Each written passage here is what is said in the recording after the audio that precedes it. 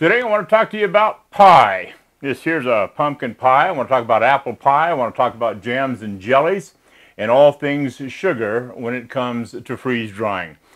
Stick around. I think this might interest you. I'm Evan Rowell and this is Critical Thinking.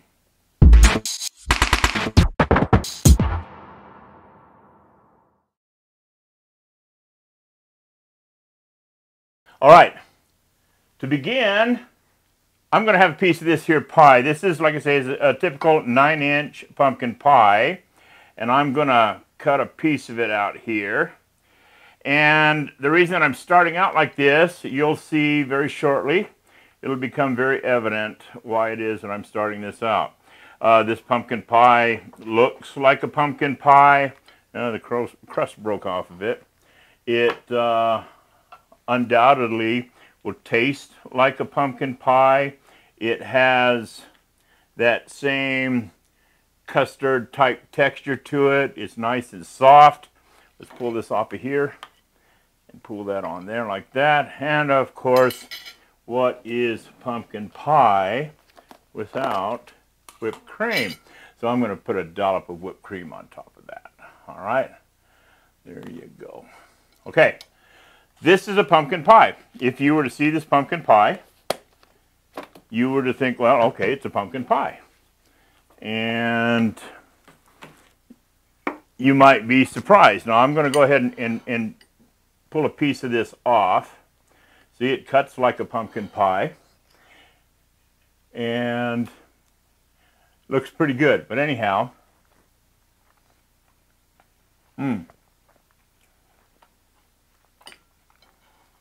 that is just as soft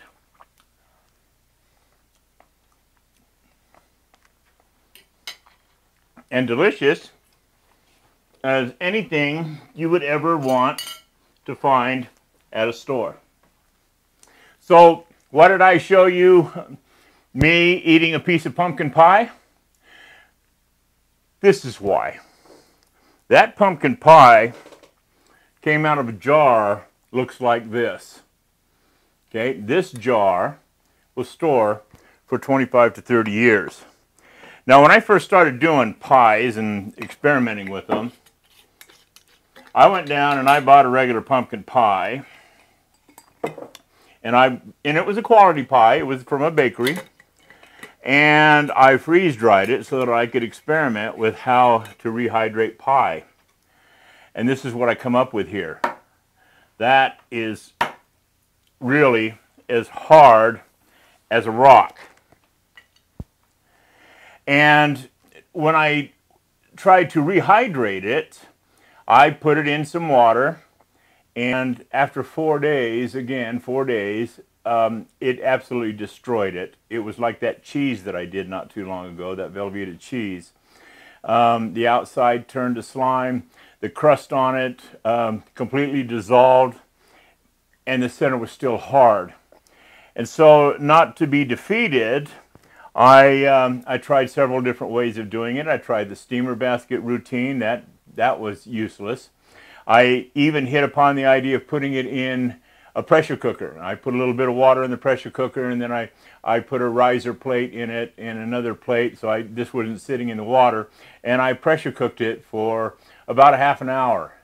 And when it came out, it was hot, and yeah, it was the most successful at rehydrating it that I had found, but it was still, it bent, it felt like silicone. I tried to bite into it, I tried to, eat a piece of it, and quite frankly, it had the texture of silicone. And then, surprisingly enough, after I put the thing down in a plate and let it sit for a while, it wasn't more than a couple of hours sitting out that it had lost all its moisture and went rock hard again. So that told me that that wasn't going to work. You weren't going to do pumpkin pie that was already prepared, freeze dry, and expect to reconstitute it.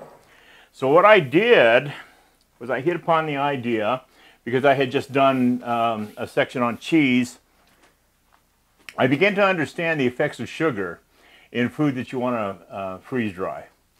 Now, sugar, the reason that sugar is so hard to freeze dry is that because if you have something that has a lot of sugar in it relative to the moisture, like jams or syrups or stuff like that, when it starts to freeze dry, the sugar forms a shell around the outside of whatever it is you're trying to freeze dry.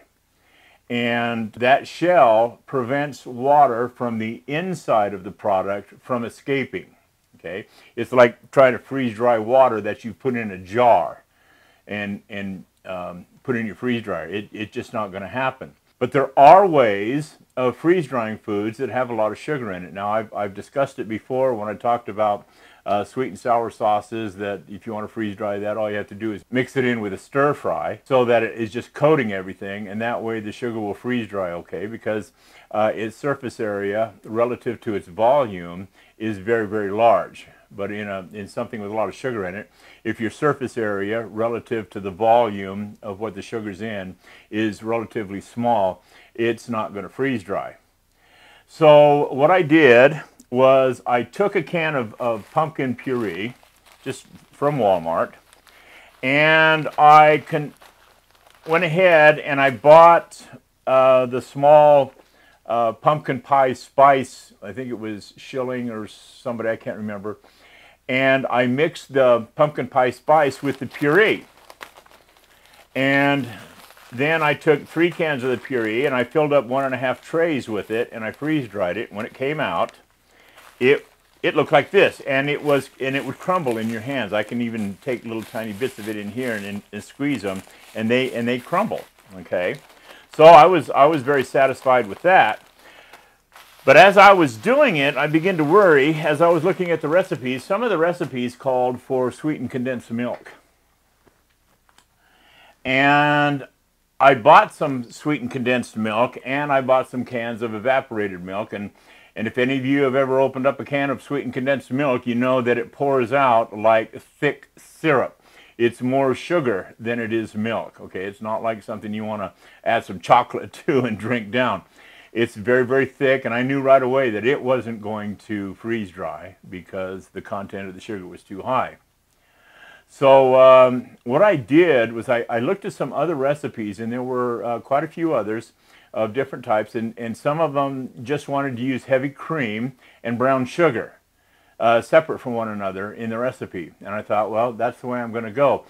But I like my pumpkin pies to be a little creamier, a little bit on the sweet side. And I thought, oh, well, how can I freeze dry this sweetened condensed milk? And I thought, well, maybe if I dilute it down with half and half. So what I did was I took, after a lot of experimentation, I ended up taking 1 can of sweetened condensed milk and mixing it with 2 cans of evaporated milk and 8 ounces of heavy cream.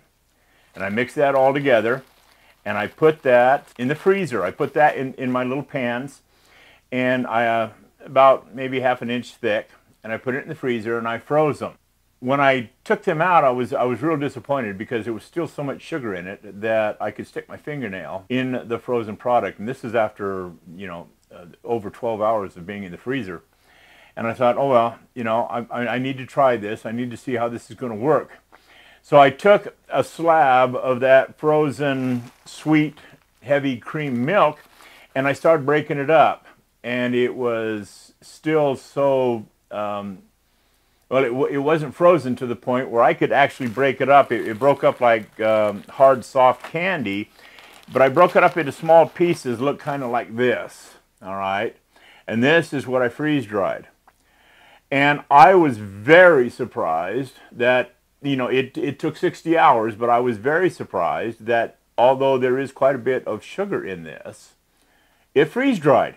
And it's very, very dry. If I crack it in half here, well, you can see it, breaking up on the table there.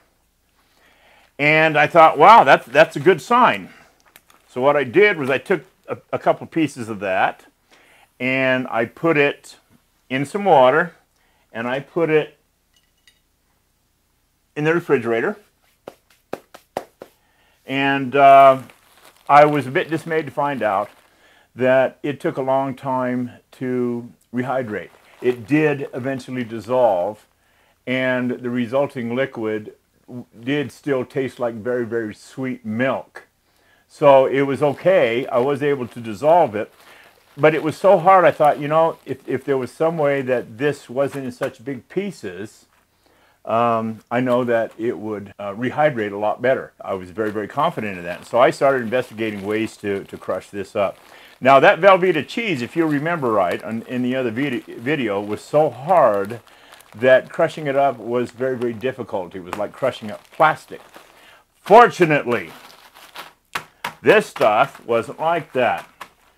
I took, this is a very heavy meat tenderizer, and I found out that if I just go along and hit these fairly hard on a solid surface, noticing I'm not damaging my table, so I'm not hitting it that hard. Keep it coming down, keep hitting it and pushing it around and trying to crush all the small pieces in there. And it's easy enough that you can do it in this freezer Ziploc bag. And you'll notice that as I'm crushing that around, that's becoming more and more powder-like. Okay, so I can crush it around and I can see where the bigger pieces are, and I keep hitting it, turning it over and over and over. And there you have it, okay? That right there, and I've tried it, that right there is almost powder-like now. It's crushed very, very well. There's a few small pieces left in it, but I'm not too worried about those. And I thought, wow, that's sweetened condensed milk, and but actually that's too sweet. Okay, there's too much in there. This is the sweetened condensed milk portion of it. Now what I have here is regular half and half milk mixed with whole milk. And I freeze dried that, and milk freeze dries really, really well. And I decided that this is what I wanted to use in my recipes.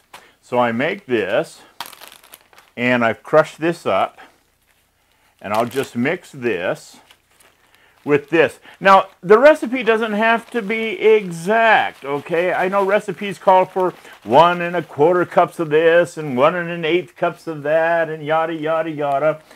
But when it comes to the milk, some recipes have, you have to have half and half, or some say you have to have heavy cream, which is basically the same thing. Some of them say you have to have heavy cream and whole milk mixed together, so you got something in between the two. I don't worry about it. I really don't. And this pie that I made, I didn't worry about it. I used this right here, or a combination of this.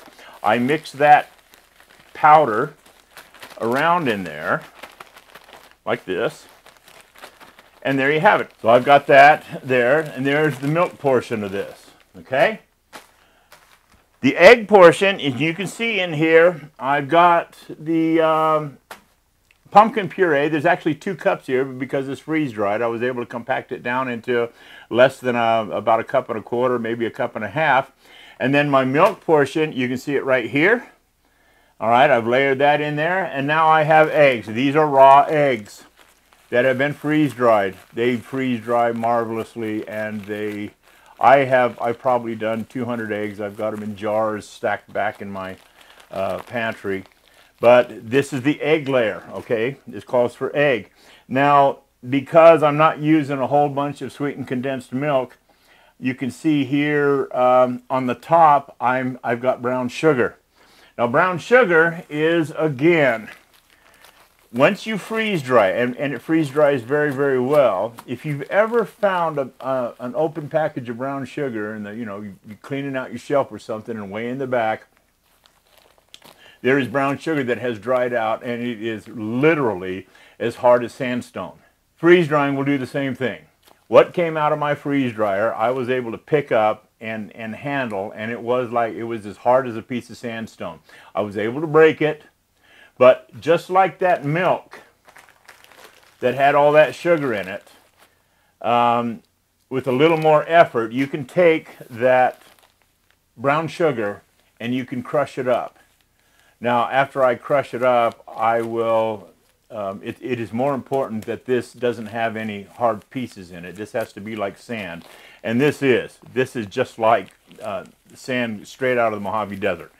Okay, it's dry and it's granulated, and it works very, very well. But you do have to crush it up. Now what I do to crush this up is I'll actually take a piece of cardboard, you know, the kind that, you know, your case lock cans come in. It's got the 2-inch side wall. I'll dump that into that piece of cardboard, and then I'll put another one on top of it, and I'll use a hammer on it. I'll use this, and I'll use a hammer. It'll destroy the cardboard, but you will be able to crush it up. And then once it's crushed up, you take and you pour it into a sieve, and you shake the sandy part out of it, and it'll leave large pieces that you pour back into the cardboard. You put the cardboard on top of it, and I apologize, I haven't, I'm not showing you how to do this, but I think the explanation will be sufficient. But you'll pour what doesn't go through the sieve and the colander and back into the cardboard box. You'll take the other box, you put it on top, and you'll crush it again. And after about 3 times doing that, you'll find it'll all go through the sieve, and this is what you'll have. Okay, this is nothing but brown sugar. Now what I've done is I've poured brown sugar, 1 cup of brown sugar on the top. So I've basically filled this up. And then the last thing I put in there was 2 tablespoons of cornstarch, which is a requirement of the whole package. And then I have the instructions. The instructions for this jar are really simple. Okay, 4 cups of water. You pour all of this into a bowl. You add 4 cups of water. You mix it around, and you give it about a half an hour, 45 minutes for all the little pieces in there to completely rehydrate, and it works fine. I did it today, and it does. And then I used it. I went down to the store and I bought 2 pie crusts, and this is what resulted. Okay, most people, when they try to freeze dry pumpkin pie, this is what they end up with. If you do it this way, this is what you'll end up with. And a world of difference. If I hadn't told somebody who should come down here and try this pie that it came from a container that could sit on the shelf for 20 years before it was baked, they'd tell me I was crazy. That pumpkin pie tastes, actually for me, because of the way I like to kind of overdo it with the spices, for me that tastes better than what come out of the store. And it was just as, the texture was just exactly the same. So with that, I'm going to go ahead and I'm going to load up this jar. I can show you exactly how I load it up. So let's get started with this. So I'm going to go ahead and load this up. And we're going to start with the pumpkin puree, the dried pumpkin puree. Now, this has already been pre-measured here. So I know that there's 2 cups in here. I'm going to go ahead and pour that right into that jar. Now what we do is once it's into the jar, you want to make sure that it's packed down. And this stuff does pack very, very well. Just got this 1/2 cup metal measuring cup, and I'm able to push that in there. And I'm able to pack that pumpkin puree down very, very well. And now I'm going to add the milk. Now we need 1.5 cups of this milk to go on top of that. So there's 1/2. There's 1 cup. There's 1.5. Now, again, just like before, I'm going to tamp that down, and it does pack down very well. Okay. And this is, there's so much cream in this and condensed sugar that these pies, that pie is so good.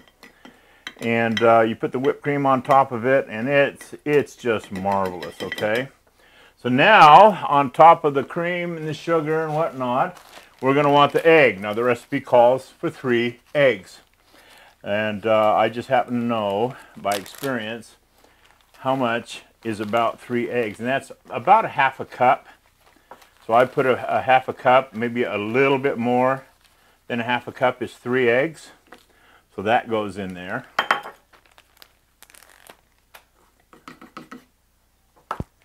And again, packed it down.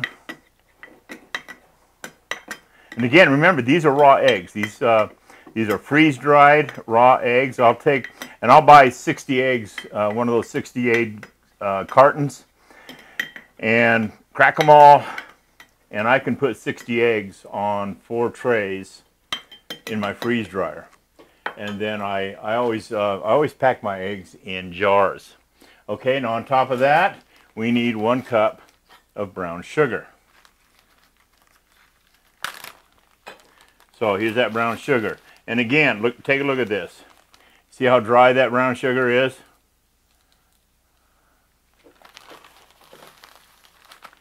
Just like sand. Only when you mix water with this, it gets sticky. So I put that down in there. Okay.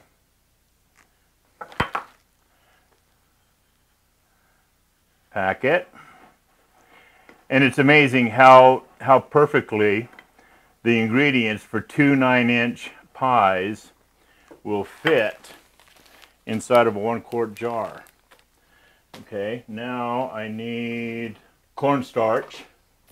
That's right here, and I put in 2 tablespoons of cornstarch. 1.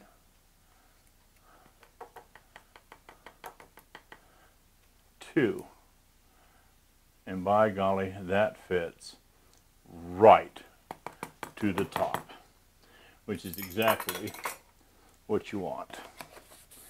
All right, now you need to put the instructions in. Okay, now I've got them. I print these 2 sets of instructions to a page here. So I'll take the instructions, fold them up really small, and like I say, you'll dump all of that, just all of that into a big bowl, and you'll add 4 cups of water and mix it up. There's the instructions on top of that. That's on top of that. Now, that's ready to vacuum pack. It's layered, and it makes a wonderful pie. And I can throw that on the shelf, and I can keep that up there for 25 years. And pull it down off of there and add 4 cups of water. And if I can get a shell, you've got fresh pumpkin pie without having to rehydrate this kind of a mess. Okay? Now I want to talk a little bit about the crust. People are going to look at me and say, Evan, what's a pumpkin pie without the crust? Well, first off, you can put this in a floured pan and cook it up without the crust, okay? I mentioned that in the instructions that you don't absolutely need a crust, but I agree. I wouldn't want to eat pumpkin pie without a crust. And that brings me to the realization that, or something that you should realize, is that freeze drying is not the be-all to end-all to food storage. If you're going to successfully freeze dry, you're going to have to realize, and I'm sure most of you do, that there are certain things that you just cannot freeze dry or store long term. You can't freeze dry oil. Now I've used this oil right here. I've got several of these in my pantry, and I've had them in there for a couple of years. And I've also got wheat. Now, you can't freeze dry this, so you just have to kind of think, well, how long do you want to leave it on your shelf before you discard it? Now, for me, I do anywhere between 5 and 7 years. But the fact of the matter is, with the 5 of these that I've got in there, every once in a while, about once a year, I'll pull one out and go to the store and buy another one and put another one in there, and I'll rotate through them. And then I'll use it. I'll use it in the kitchen. I'll open it up. I've never had one that I've opened up and it was bad. This is hard oil, Crisco. It's a very well-known brand. You can use lard. But this is important if you want to make a pie crust. And so when you go into your pantry and you pull this down, and it says right here, it says crust not included. Prepare crust in advance or bake in a greased and floured pan. So you have to think to yourself, now how am I going to prepare a crust? Well, if you're a smart food storage advocate, you will already have wheat and flour and oil and salt and other commodities that you don't freeze dry. You'll have them in your pantry already. And then if you come down and you go, oh, you know, you forget after 10 years and you pull one of these out of the back of the shelf and it's 10 years, you go, oh, that's 10 years old. You know what you do? You throw it away. And you go down and you spend another $2.50 on another one. $2.50 is not enough money to fret over the fact that, oh, no, I'm going to have to waste it. That's fine. It's a little thing of oil. That's why I buy them in these small containers. If it's been 10 years, you throw it away. Okay, you don't play with it, you don't mess with it, you don't take your chances with it, you just do that. And so you can do things like this, knowing that you're going to have things in your food storage rotation system that you're rotating through wheat, flour. If it's wheat grains, then and it's properly packaged, it will last for many years. Okay, you can probably keep it for 7 to 10 years before you have to open it up, look at it, smell it, you know, taste it, or if you just don't want to trust it, okay, it's a 5-gallon bucket of wheat, it's 10 years old, maybe you shouldn't eat it. If you're worried about it, throw it away. And then buy yourself another 50-pound bag and put it in there, you're good for another 10 years. Don't let a few dollars or the fact that you're wasting a few pounds of food after 10 years stop you from storing food. It's necessary to do. Okay, and if you're a freeze dryer, go ahead and freeze dry things, and also have your food rotation in your pantry. I rotate cans of soup. I rotate all kinds of stuff in my pantry. Okay, I don't freeze dry everything, but I will tell you, if things in my pantry come to the point where it's a year or two past the expiration date, then I'll freeze dry it if I can. If it's flour, though, you can't do that. Just rotate through your flour. If it's oil or grease, you can't do that. Just rotate through it. Sugar, if you prepare it correctly, you can freeze dry, but most of the time sugar is already crystallized. White sugar, you don't have to freeze dry it. You just package it in these jars the way it is. Now that brings me to my next subject. Oh, by the way, here is an apple pie. I freeze-dried 6 cups of apples down here. This only makes 1 pie. I've got all the sugar, the brown sugar. I've even put in a little bit of egg in here for the egg wash on the crust, and another package of white sugar so that when you make the crust, you can sprinkle the white sugar across the top of it. Again, you have to come up with your own crusts, but that is 1 pie. Now you might ask yourself, okay, Evan, what's going on here? How come that makes 1 pie and this makes 2? Reason being is all you're going to do is rehydrate these apples, and you're going to use all of these apples in 1 pie. You're going to add a quart of water to this, which is effectively going to double its volume. And that's why you'll be able to pour that into 2 pie crust to make 2 pies, to whereas this is in a half-gallon jug, you can only make 1 pie. And I mention it on the front. Again, filling only, crust not included. It says prepare crust in advance. Optional ingredients not included in here is the lemon juice and the butter. Now the lemon juice you put in with the apples after they're rehydrated, and the butter you'll sprinkle across the top of it. You kind of dollop across the top of it. It's nice to have, but and although I have some freeze-dried butter from Augustin Farms, you're looking for the flavor here, and that just wouldn't have the same flavor. So I tell them it's optional. If you have butter, fine, use it, okay? But I label it as optional. So I have an apple pie there, deep dish, and 2 pumpkin pies, and I've got 4 of these. So I've got 8 pumpkin pies. It's going to go up on the shelf there, and when I need to use it, I'll be able to use it. The other thing that I want to talk about right now is jams and jellies. Again, it's the sugar. Anybody who owns a freeze dryer who tries to do jams and jellies, they go, oh man, I hate jams and jellies. What's going on with the jams and jellies? Because if you've ever tried to freeze dry jams and jellies, you know that it usually comes out, you know, with a texture of taffy. because again, sugar doesn't like to release its moisture. It forms the shell over itself, and the moisture underneath that shell doesn't want to come out. But I've solved that problem using this same method, okay?